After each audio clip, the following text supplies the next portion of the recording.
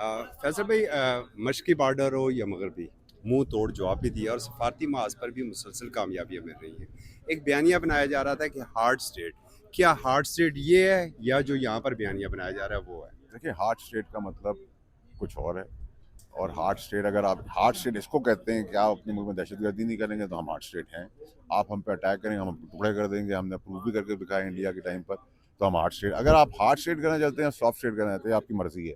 हम अपनी खुद मुख्तारी और अपनी डिफेंस लाइन के ऊपर 1% भी कॉम्प्रोमाइज़ नहीं करेंगे। और ये फेडरल फील्ड मार्शल ने जो आपको मार्का मार के दिया है, इसको अप्रिशिएट करना चाहिए और इसके ऊपर हमें प्राइड लेनी चाहिए। बॉर्डर के ऊपर हमें कामयाबियां मिलती हैं, अंदरूनी मुल्क ट्रोलिंग होती है, आखिर वो लोग पकड़े क्यों नहीं जाते?